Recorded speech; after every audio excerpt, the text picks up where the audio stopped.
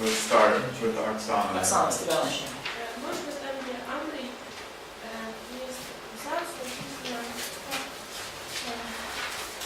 первая столица Амрина Тирса, идентифицируется Старый Эмпара, город осажденный, частично сожженный, земли при самоубийстве. Что это за ситуация с землей? Подожди. Значит, это в Амбрии, Акав и Самарии или... Амрий, там где города стоят. Амрий, 854, 873, 16. Третья страничка, четвертая страничка, Разделенного, да? второй абзац. Все, я понял. Так, второй абзац и... First, и в чем еще раз вопрос понять? Город частично сожженный при самоубийстве земли. Что это земля? So, it's written about the first capital of Ambri, Tirsa, Yes. which was besieged and partly burned by Zimri during while he committed suicide. Yeah. Who is Zimri? What's a He suicide? was the previous king. He didn't want to. He knew he was going to lose to Omri, so he just decided he was going to kill himself and destroy the city. So, he was previous Israel king. Yeah. Он был израильским царем, который был перед Амбрием, и он знал, что он проиграет Амбрию, и поэтому он сжег город и покончил с собой.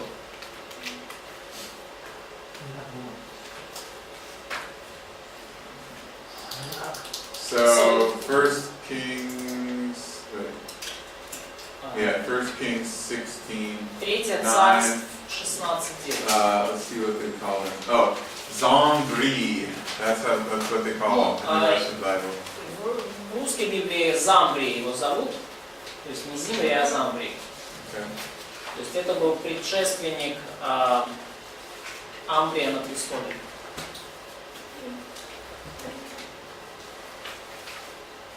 Right.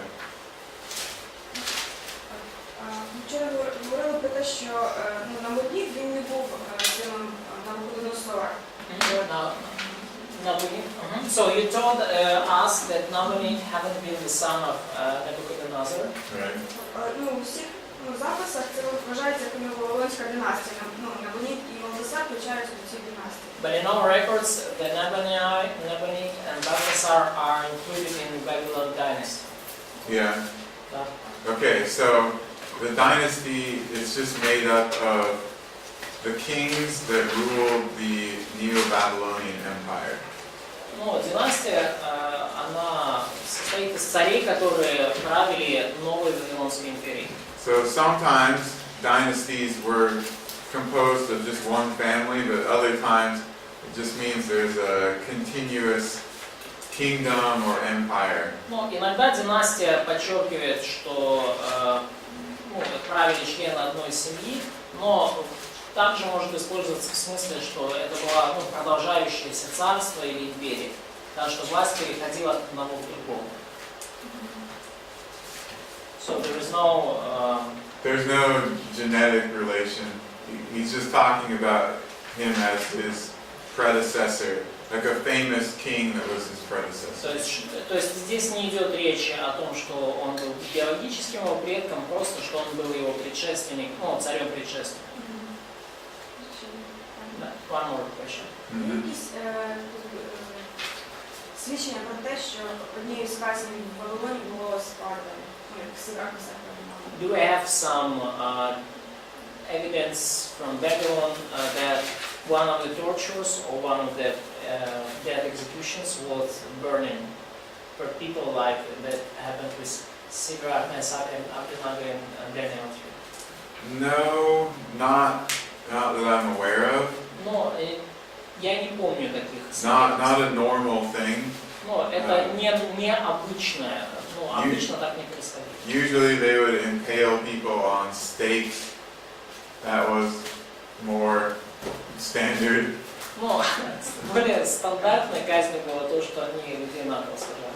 However, they did have these big ovens like that they used to bake the bricks to build ziggurats and palaces and other buildings. Но, с другой стороны, они делали такие огромные печи для того, чтобы обжигать кирпичи для всех своих бесчисленных зиккуратов и дворцов. And they had furnaces also to forge metals. И также у них были вот такие печи для расплавления металла.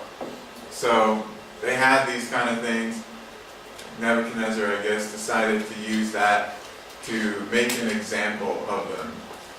Ну и у них были такие вот конструкции печи, и, наверное, Навуходоносор просто использовал такую печь, как, чтобы, ну, послал их в печь как пример, чтобы другим неповадно было.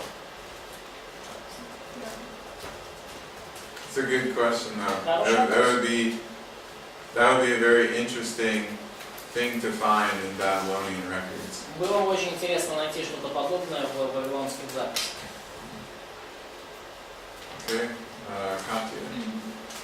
Есть где-то 5 вопросов.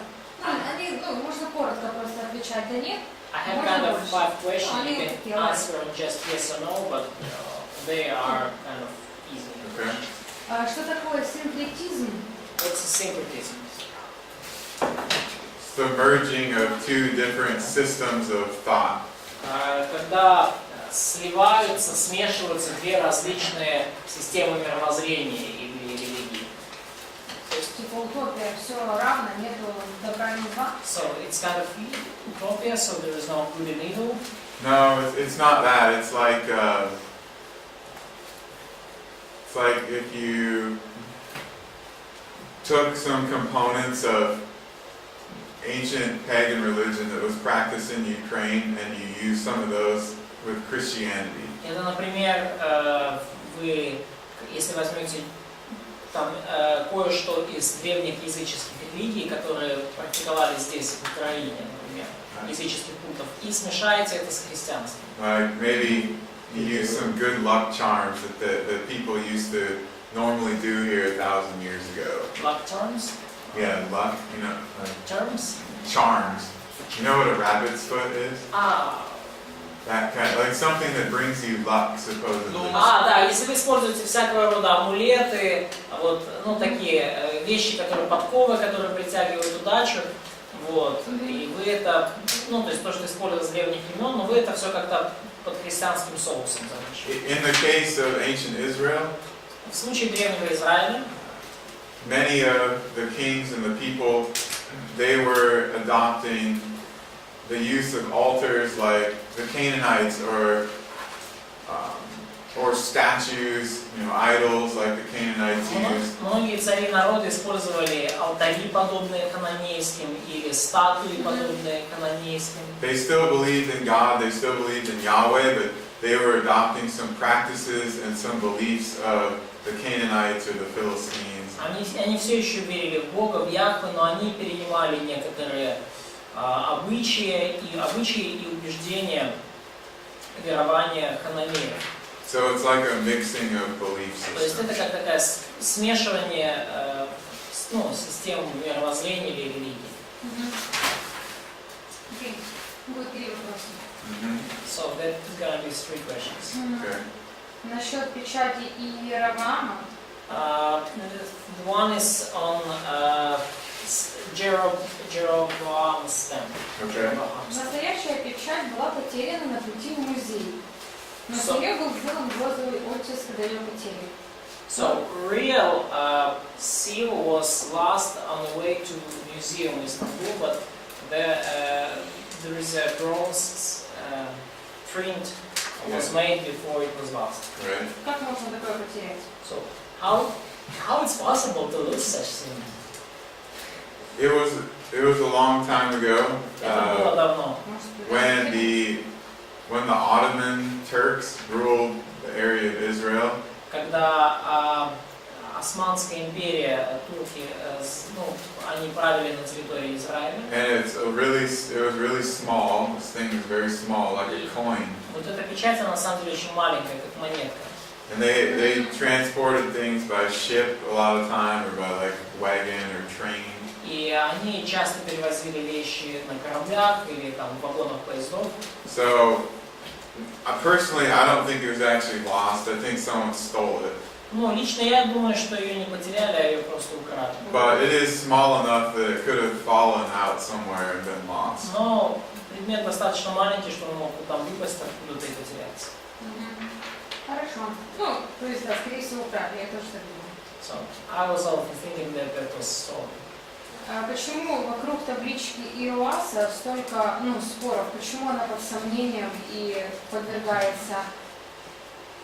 Why there is so many debates among the Joas tablet, Joash tablet?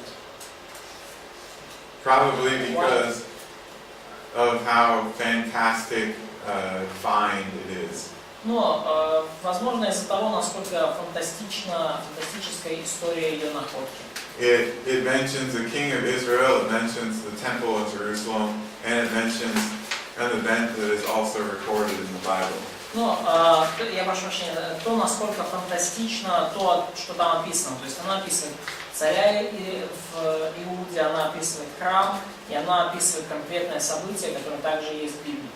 And many people assume that the Bible is false. И многие люди, они подразумевают, то есть изначальная предпосылка, что Библия ложна. So they think that, many of them would think that something like that must have been forged because the events recorded in the Bible didn't even happen. Многие из людей, которые сомневаются в Библии, они сходу предположили, что это была подделка. Потому что как им казалось, что такое не могло произойти. Seems too good to be true. То есть слишком хорошо, чтобы быть истиной. Also, the issue of the existence of the temple is a very hot political issue right now. Ну и также вообще вопрос о существовании храма – это очень горячий политический вопрос в наши дни. Many people are trying to deny that the Temple of Solomon even existed. Многие люди пытаются оспорить сам факт, саму идею того, что храм Соломона существовал реально. Спасибо. Все? Отлично. Все, классно. Alright, so good? Наверное, questions. Right? Come to it. Вопрос о Ионе и Ките. Там написано было, что были позже такие же самые случаи, когда человек попадал в чрево какой-то рыбы и выживал. Есть какая-то конкретика этих случаев? The question on Jonah and the whale, and you mentioned some accounts, some stories where people spend some time in the stomach of whale or other big fish and survive. Yeah. So can you share some stories with us? Where can we find them? Okay, well, one that I remember, Одна, которую я помню, история. I think that it happened around England in the 19th century. Кажется, что она случилась в Англии около 19 столетия. And a guy was swallowed by a whale. I think it was a sperm whale, which is one of the really big ones. И человека проглотил кит, и кажется, что это был большой кит, то есть крупная рыба.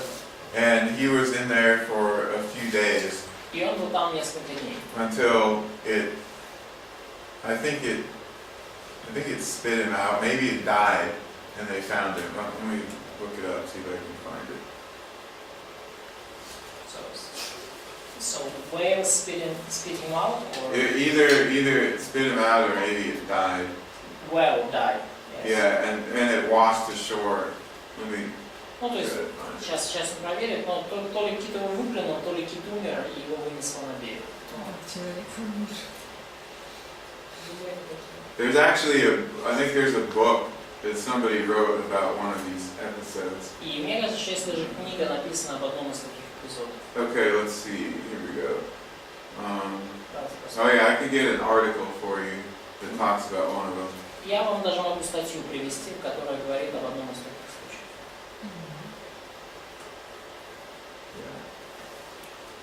I'll print that out and send it to you. But there are a few examples of similar things happening. Ну, я напечатаю вам и пришлю, но есть несколько примеров, когда подобные вещи происходили. I mean, whales, they breathe oxygen and they just hold their breath for a long time underwater. И киты, они дышат кислородом, и они просто задерживают дыхание под водой на долгое время. So a person could still breathe inside of a whale. И потому внутри кита, в животе кита, человек все еще может дышать. Which is why we think that it would have been a whale that swallowed Jonah rather than, we don't have a lot of other options, but a big shark that would kill him. So. Почему мы думаем, что это все-таки, скорее всего, был кит? Потому что, скорее всего, акула бы, например, его бы, растерзала. Что такое генотеизм? What's a Oh, henotheism? monotheism. It's when you elevate one God above the rest. Когда вы возвышаете одного Бога над другими. That's what they did in Egypt during the time of Akhenaten. Это то, что они делали в Египте во времена Ахенатона. So they didn't get rid of all the other gods, they just sort of disregarded them and focused on the worship of one God. Они не то чтобы избавлялись от всех остальных богов, но они просто не обращали на них так много внимания и фокусировались на поклонении одному Богу. It's not the same as monotheism because they still believe that there are other gods. Это не то же самое, что монотеизм, потому что они все равно верили, что есть другие боги. Написано, что Дариус начал атаковать Грецию, но этот Ксеркс типа провалил. So it's written that Darius started to attack Greece, but Xerxes first just failed completely. Yes. Немножко можно как-то это теме объяснить? So it's a little bit unclear. Can you explain more? So Darius was his father. Дарий был отцом Ксеркса. He began the Persian conquest of Greece. И он начал попытки персидского завоевания Греции. But he died before they finished it, so his son Xerxes continued. Но он умер до того, как закончил это завоевание, и его сын Ксеркс продолжил. And then Xerxes ultimately was defeated at the Battle of Salamis, which kind of ended the war. И Ксеркс был полностью разгромлен, войска и флот Ксеркса были разгромлены в битве при Саламине, и по сути эта битва закончила войну. Это было, кто были? Это греки, в смысле спартанцы или кто-то еще? So, what did the Greece from Athens, from Sparta or somewhere else? Who just defeated? It was a coalition of the Greek city-states. Там была коалиция греческих городов. It's a very interesting story, actually. They never would have defeated Persia if they hadn't banded together. Это очень интересная история, потому что никогда бы они не победили персов, если бы они сражались поодиночке. А где это можно прочитать, или увидеть, или... So where can we read about this? Thucydides. You where? Thucydides. Let me look up what they call them in Russian. Hang on. Tit. Let's see. There's got to be Russian language. Thucydides. Let's see.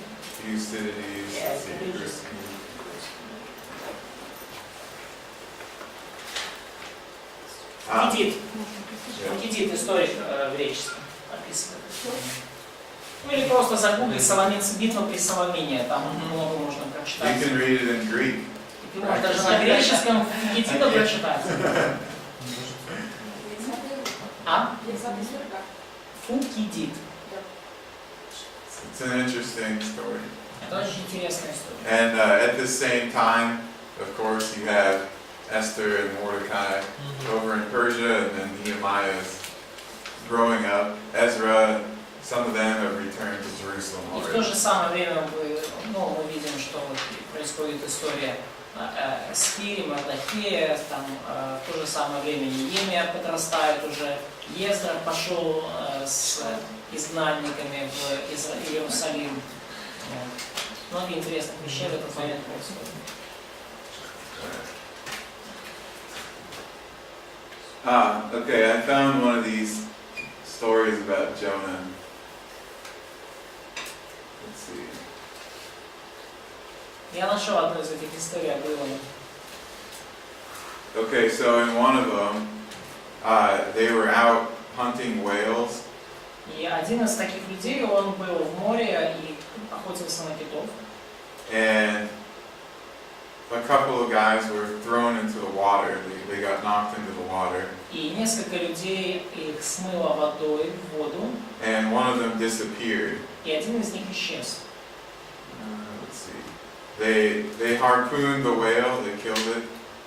Они поразили кита гарпуном и убили его.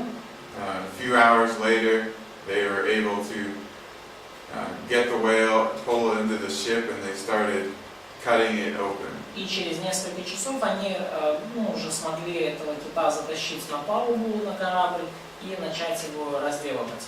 And the next day, И на следующий день they found this missing sailor inside the whale as they were cutting it open. на следующий день, когда они разделывали кита, они внутри кита нашли своего потерянного матроса. And he was still alive. И он был жив. So his name was James Bartley. Джеймс Бартли. Yeah. И звали матроса Джеймс Бартли. А там как-то кислород есть доступ? Да, там же есть камеры какие-то, да? So there is an access to oxygen in the whale stomach. Yeah, because they breathe oxygen like Да, we do. киты дышат кислородом, он Говорят, говорит. что температура у них 38-40 градусов. So, but Когда они плавают. the temperature inside is 38-40 degrees Celsius. Some people live in that temperature normally. Но такие люди, некоторые люди обычно живут при такой Не, температуре. ну обычно рисуют, когда картинки, и он... It wouldn't be pleasant, Но это не самое, вообще говоря, большое удовольствие. but you could survive it. Но вы можете там выжить. Probably it's thick skin. Yeah, no, his skin got bleached. Его, so the skin of this sailor, Yeah, because of some of the chemicals, the gastric juices in the whale. кожа побледнела, потому что определенные химические компоненты, газы были в желудке кита. Ну, что, как живот. Уверовал? And there are some other He things. survived. Did he become a Christian? I don't know. Не знаю. I'll have to read more about the story. Мне нужно больше почитать про эту историю. There are some other similar ones И too. есть несколько похожих также. All right, let's start on the New Testament. Хорошо, давайте начнем Новый Завет.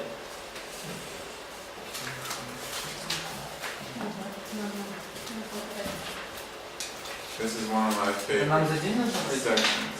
Это один из моих любимых разделов. First, Что на английском? До 4 часов. За один день? So, will we get through it during the one day?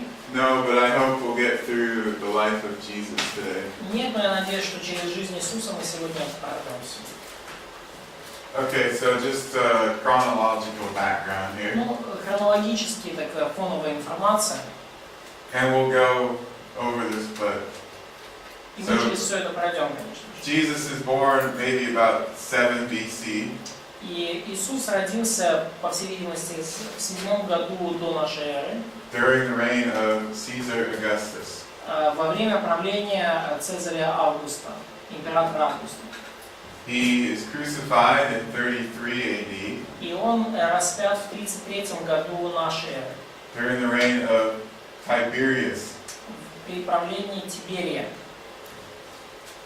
Paul converts to Christianity, becomes a believer about 35, 2 years after the resurrection. Павел обращается ко Христу и становится верующим в 35 году, уже после воскресения Христа, в 35 году нашей эры. And then here some of the books of the New Testament. И вот здесь перечислены некоторые книги Нового Завета. James might be the earliest book written in the New Testament. Книга Иакова может быть наиболее ранней из записанных книг Нового Завета. Certainly it seems to be one of the earliest. Ну и очевидно, что, определенно, что она выглядит как одна из наиболее ранних. So James and probably Matthew, they're written around about 40 AD or just a little after perhaps. Иаков и Матфей, похоже, что написали свои творения около 40-го года, да, может быть, чуть после. Paul doesn't write his first letter until about 51 AD. Павел свое первое письмо, кажется, что пишет где-то в 51 году. So by that time, Matthew has already been written, James has probably already been written. И к тому моменту уже написали свои труды Матфей и Иаков. And then Jerusalem is destroyed and the temple is destroyed in 70 AD. И далее Иерусалим и храм разрушены в 70 году нашей. Revelation probably written about 90 or just afterward. Откровение, по всей видимости, записано около 90-го года.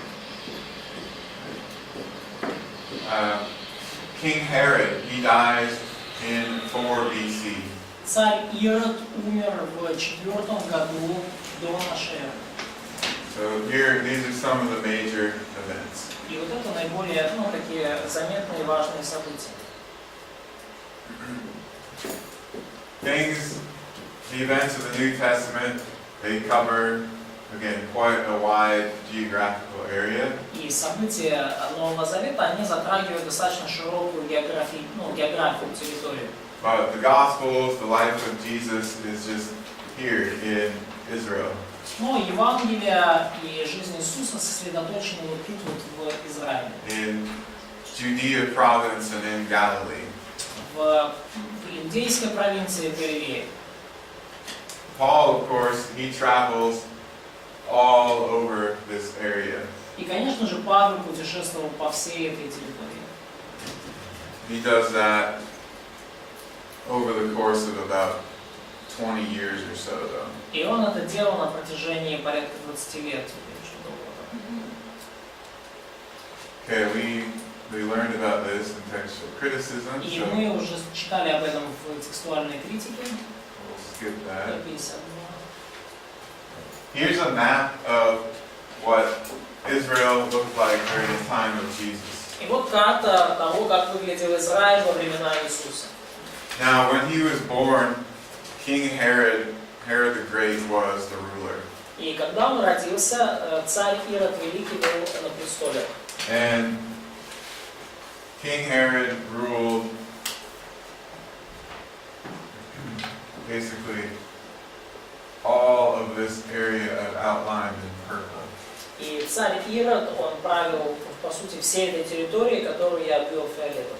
So he ruled almost all of what the former kingdom of Israel had encompassed. То есть он правил практически всей территорией, которая включалась в древний Израиль. When he died, though, the kingdom was split up amongst his couple of his sons and his sister. И когда он умер, царство его было разделено между несколькими его сыновьями и его сестрой. So you had Judea and Samaria was one section. И одним из этих, скажем так, участков территории разделенных были Иудея и Самария, That's ruled by Archelaus. и которые управлялись Археологией. Then you have Galilee and some stuff over here, and that's ruled by Antipas or Herod the Tetrarch. И в Галилее, и вот эта вот территория к востоку от Иордана, они управлялись Антипой или Иродом Тетрархом. Philip, we don't really read much about him in the Gospels, but he ruled some of this other area over here. Ну, Филипп, о котором мы не так уж много читаем, мы не находим его в Евангелиях, но он управлял территорией там, на север.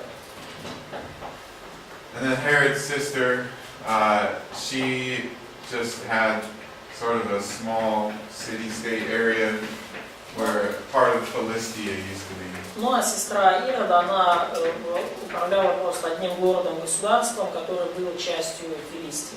So mostly we hear about Judea and then Galilee. Ну, и потому по большей части мы слышим об Иудее и Галилее. That didn't work very long though, so the Romans decided to take control of all this area of Judea.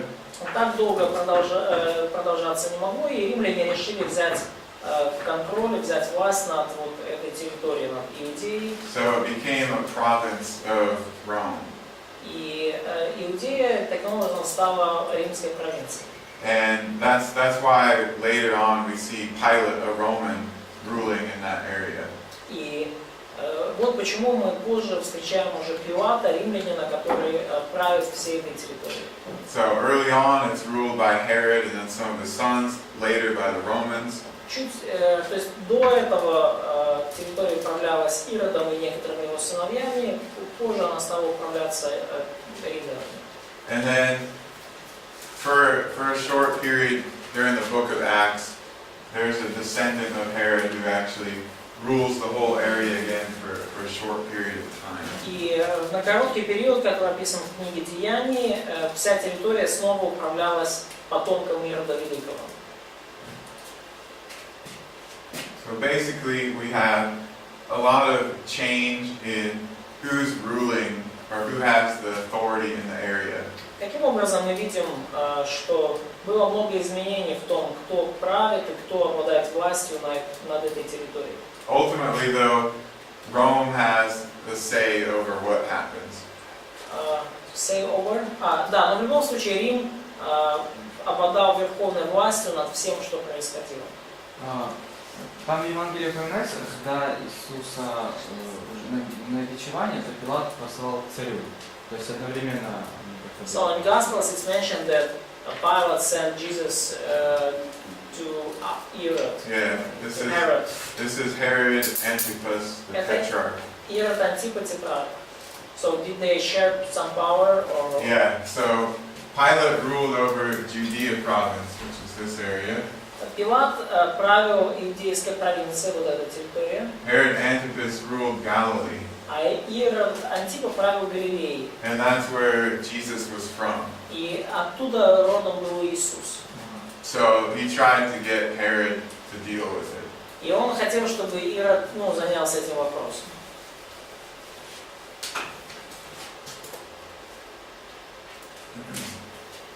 We have 3 emperors mentioned in the New Testament. У нас в Новом Завете упомянуты 3 императора. So Augustus first. Первый из них Август. He was ruling while Jesus is born and while he's young. И он правил в то время, когда Иисус родился и когда он был, еще возрастал. Then Tiberius, who rules during Jesus' ministry and crucifixion and resurrection. Тиберий, который правил во время служения Иисуса, его распятия и воскресения. And then Claudius is mentioned once later on. И император Клавдий один раз упомянут позже. And he's one of the emperors in power during the early church. И он один из тех императоров, которые были в власти во времена ранней церкви. So Luke likes to give historical information and tell us which officials, especially Roman officials, are in power. И евангелист Лука дает нам много исторической информации, и конкретно он указывает, кто из императоров в тот или иной момент был у власти. He was probably writing to an educated Hellenistic audience. И, по всей видимости, он пишет образованной греческой эллинистической аудитории. So they would be interested in all this historical background, and they would want this kind of verification. Им был бы интересен подобный исторический фон, и им нужны были дополнительные подтверждения и доказательства. So we start now with the time of Herod the Great. И мы начинаем со времен Ирода Великого. And the Romans put him in power about 40 BC. И римляне привели его к власти, поставили править около 40 года до нашей эры. He was very friendly with the Romans. Он был очень дружелюбно настроен к римлянам, в хороших отношениях с ними. He was willing to adopt or participate in some of their religious practices. И он был готов перенять или участвовать в определенных римских религиозных практиках. So he would do whatever it took to get power. И он сделал все, что было нужно для того, чтобы получить власть.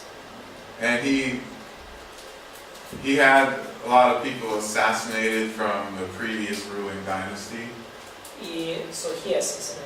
Well, he had them assassinated. He didn't do it himself. Но он организовал множество заговоров и покушений на представителей предыдущих династий, которые были.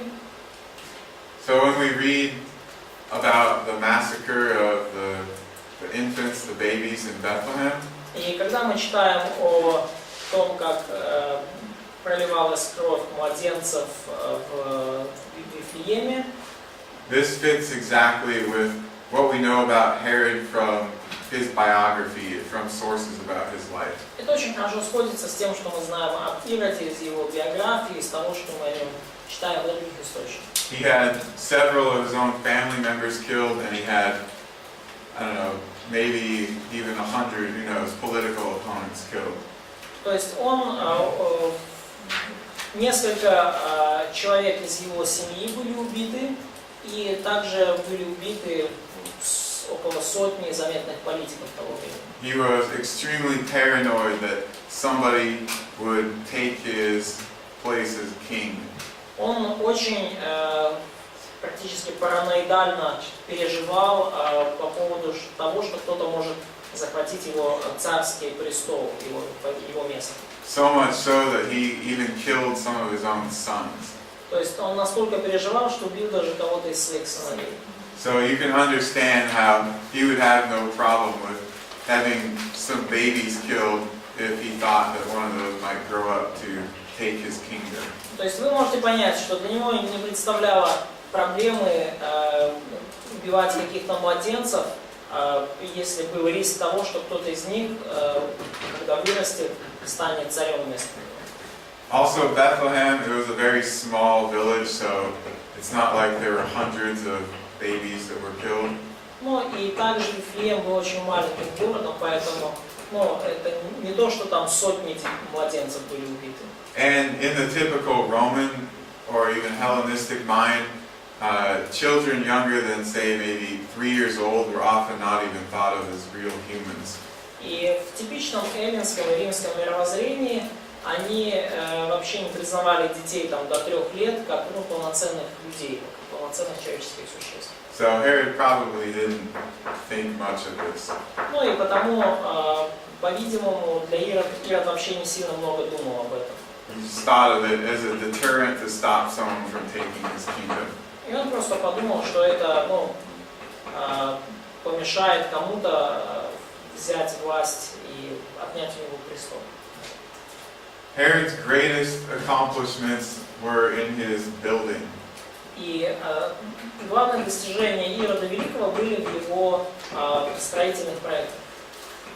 Much of what we see around Israel today, ancient remains, are the result of Herod's building activities. Много из того, что мы видим вокруг Израиля, вокруг Иерусалима сейчас, это результаты его строительной деятельности.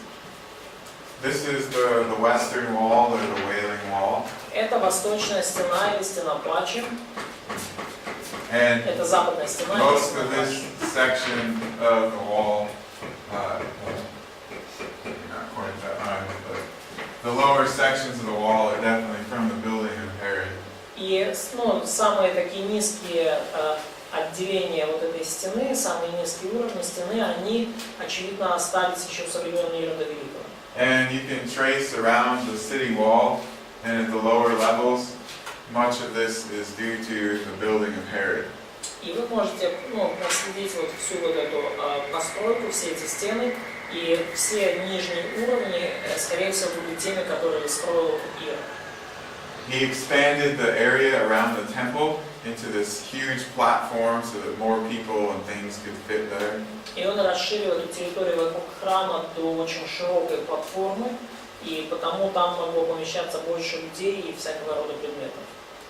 Because previously the temple It had been on the top of this hill, потому что до этого храм был наверху этого холма, and so you just had a relatively small court around it. и потому вокруг него относительно небольшой был двор.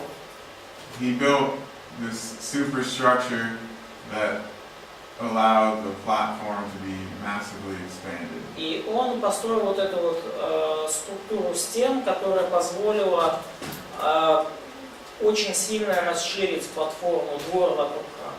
And the basic platform that he constructed survives to today. И вот эта основная платформа вокруг храма, которую он построил, она сохранилась до наших дней.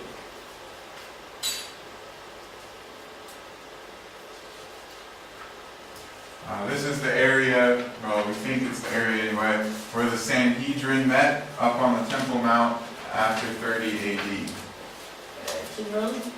The Sanhedrin. Да, то есть нам похоже, что это площадка, где Синедрион проводил свои встречи, свои собрания в те дни. This is a fortress, a palace fortress, part of it that Herod built near Bethlehem. И это дворец или крепость, дворец, которую Ирод построил в Вифлееме. And where Josephus tells us that Herod was buried. И Иосиф Флавий говорит нам о том, что именно там Ирод Великий был похоронен. A few years ago, his sarcophagus was discovered there. Несколько лет назад был найден там его саркофаг, But it had been smashed. но он был разрушен. The people in general hated Herod. Люди в целом ненавидели его. He built a lot of things, and probably the whole project with the temple he did to try to get people to like him. И он многое построил, и, скорее всего, вот даже этот проект по расширению храма он сделал для того, чтобы людям понравиться. But he was not actually an Israelite. Но он на самом деле даже не был евреем, израильтянином. He had descendants from, ancestors from Edom and from Moab, basically, or Ammon. Его предки были из Эдома и из Моава, там, или Аммона. He adopted Judaism, sort of, but he also adopted a lot of Roman and Hellenistic beliefs and practices. Он перенял иудаизм в какой-то степени, но также он перенял множество римских, языческих верований и практик.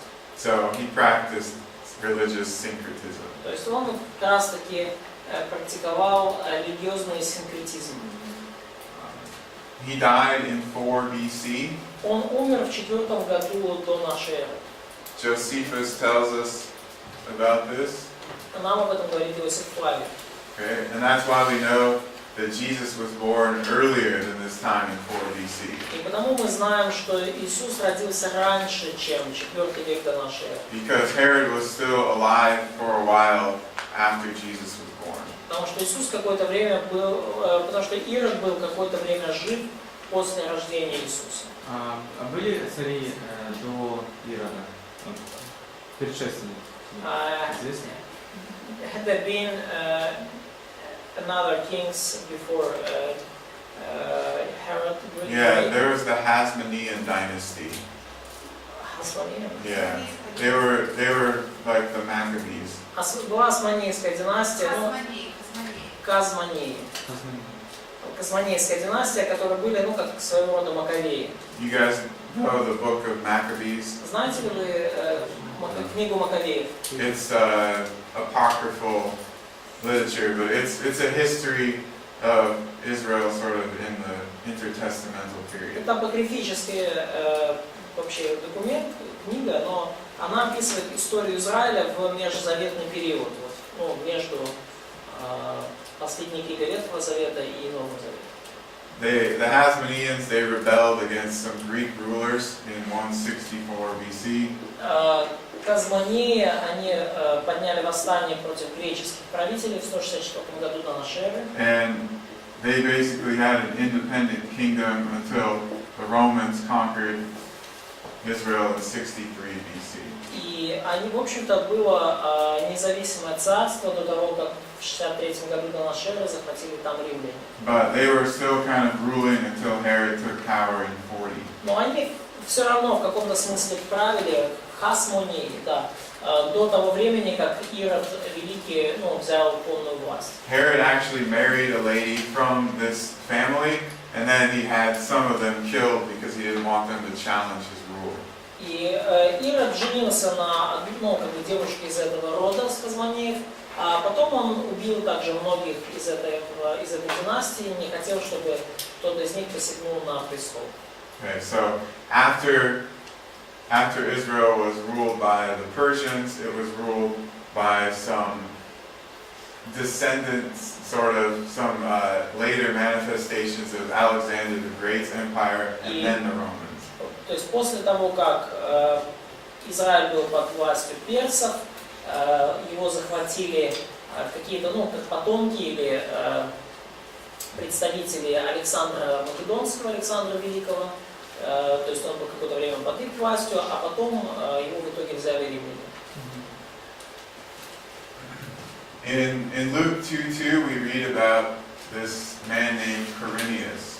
И в Луки 2:2 мы читаем о человеке по имени, сейчас скажу, как его, Квириний. Да, Квириний. He was a high-ranking Roman official. И он был римским чиновником высокого ранга. He commanded legions. Он руководил регионами. And he was a governor of a province at least once, probably multiple times. И он был руководителем этой провинции как минимум один раз, а возможно даже несколько раз. And Luke says that he was a governor or a ruler in the province of Syria during the birth of Jesus. И Лука упоминает, что он был правителем, губернатором Сирии во время рождения Иисуса. Luke also tells us that there was a census of the Roman world started right before Jesus was born. И также Лука упоминает, что была перепись римского населения, которая началась как раз перед рождением Иисуса. From the records of Augustus, we know about some of these empire-wide censuses. И из летописи Августа мы знаем о некоторых переписях, которые происходили по всей империи. This is the only one that's anywhere near where Jesus would have been, or when Jesus would have been born. И вот только одна из них, которая была примерно в тот период, когда родился Иисус. So that's the one that we would match with what Luke is talking about. И это та, которую мы сопоставляем с описанной в Евангелии от Луки. It's near the end of Herod's reign. И она примерно уже ближе к концу правления Ирода. We also know about this practice of people having to go to their hometown for the census from Roman documents. И мы также знаем об этом, об этой практике, обычае, когда люди для переписи шли в свои родные города. Sort of like they're born there and they're registered there, so they need to go back for the census. То есть, такого рода, как они вот там родились, они там зарегистрированы, и туда им нужно идти на перепись.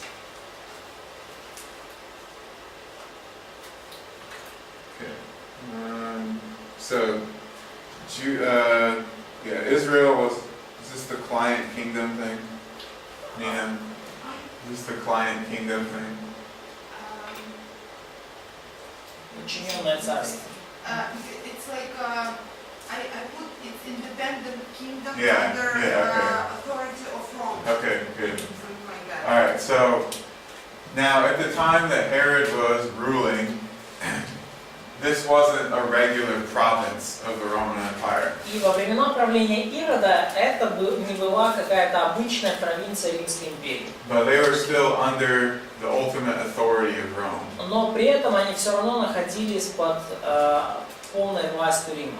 And we know that other sort of semi-independent states they were required to participate in the census also. И мы знаем, что некоторые другие вот такие полунезависимые государства, от них тоже требовалось участвовать в переписи. Okay, so we have a census. It's issued in 8 BC.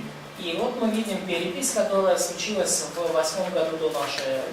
Well, what do we know about Quirinius at this time from Roman records? И что мы знаем о Квиринии того времени из римских записей? At this time, he's commanding some legions, sort of in Syria or just north of Syria. И в это время он командует некоторыми регионами в Сирии или на севере Сирии.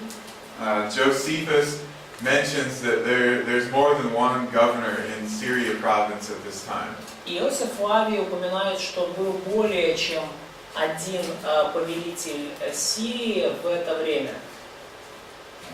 This guy we know about from a couple of sources. He's the civil governor or legate, Saturninus is his name. И этот вот есть человек по имени Сатурнин, о котором мы знаем, что он был своего рода гражданским руководителем или легатом. So it seems like Quirinius was the military commander or ruler in this region. И кажется, что Квириний был в это время как военный руководитель, генерал в той области. So you might ask, well, if Quirinius is the military leader and this guy's the civil leader, why is Quirinius doing the census? И вы можете спросить, ну, если Квириний военный руководитель, а Сатурнин он гражданский начальник, то почему Квириний занимается переписью? In the Roman world, they had military leaders administer the census. И в римском, вообще говоря, мире управлением и организацией вот такими переписями, таких переписей занимались военные начальники.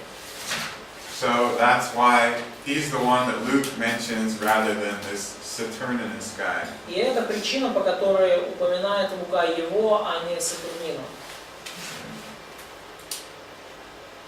You guys might ask why we're spending like 15 minutes on this. И вы меня спросите, друзья, почему мы тратим почти 15 минут на это? This is actually one of the most criticized things in the New Testament as far as historicity goes.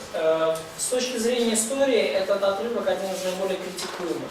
So if you were to read a book about New Testament history or read some articles about problems in the New Testament, they usually would focus on this and a few others. Если вы будете читать книги об истории Нового Завета или о проблемах Нового Завета, то они, скорее всего, будут фокусироваться вот на этих отрывках больше, чем на остальных. But if we examine all the evidence, we see that things are exactly as they should be. Но если мы исследуем все свидетельства, то мы увидим, что все идет, все происходило именно так, как должно было происходить. And that then it basically tells us also that Jesus was born in about 7 BC. И также это говорит нам о том, что Иисус родился где-то в 7 году до нашей эры. Or maybe the end of 8 BC. Ну, может быть, в конце 8 года до нашей эры. Okay.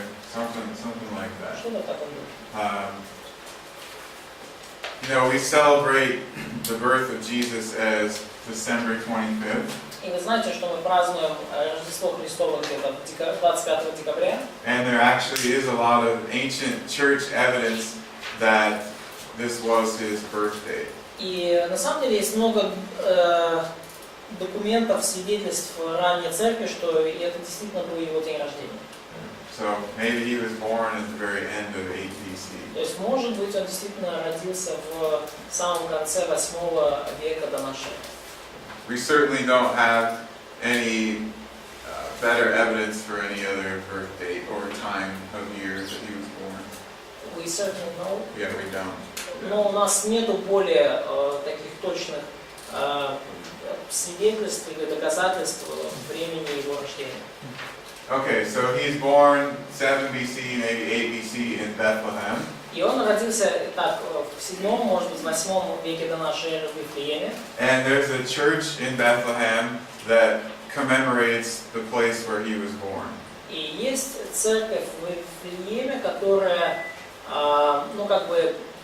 пытается сохранить вот, воспоминания о месте, где он был рожден. It's called the Church of the Nativity. Она называется Церковь Рождества Христова.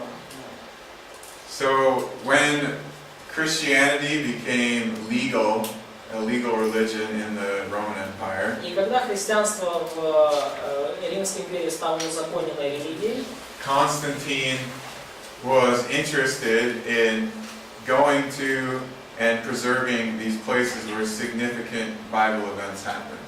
Константин заинтересовался тем, чтобы пойти вот в эти места и как-то сохранить вот эти места, где произошли такие важные события. And in particular, the places associated with Jesus. И особенно те места, которые связаны с Иисусом. So this was about 325 AD when much of that happened. И вот где-то все это случилось в 325 году до нашей эры. But people who lived in the area, they remembered where these things happened and they passed it down to future generations. И люди, которые там жили, у них сохранились вот воспоминания о том, как и где все это происходило, и они передали это будущим поколениям. Again, Bethlehem was just a small village at this time. И опять, Вифлеем в то время был маленькой деревней, можно сказать. And typically the same families would live there for many generations. И обычно на том же самом месте, поколение за поколением, жила одна и та же семья. So imagine that you live in a small village in Ukraine. Представьте, что вы, например, вот жили бы в маленькой деревне в Украине. And during your grandfather's life, something really significant happened 1 kilometer away near your friend's house. И в течение вашей жизни случилось что-то очень значительное, я прошу прощения, в течение жизни вашего дедушки случилось нечто очень значительное, буквально в 1 километре от дома вашего или ваших друзей. And your grandfather takes you on walks around the area and he points out that place and he tells you the story. И вот ваш дедушка, он вас берет с собой, и вот показывает пальцем вот на это место и рассказывает историю. And then you do that with your grandchildren and they do that with their grandchildren. А вы потом своему внуку это рассказываете, а внуки ваши потом своим внукам. So it's very easy to remember a significant event, especially in a small place. То есть потому очень легко запомнить, передать память о каком-то важном событии, особенно в таком маленьком месте. And we have writings of early Christians talking about this location. И у нас есть также записи ранней церкви об этом месте. So it's not like Constantine or his officials just showed up and decided that, oh yeah, that's where that happened.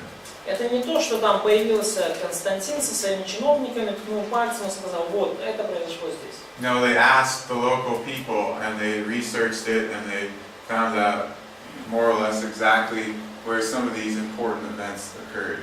Нет, они sпросили местных жителей, они провели исследования и более или менее точно определили место, где это произошло.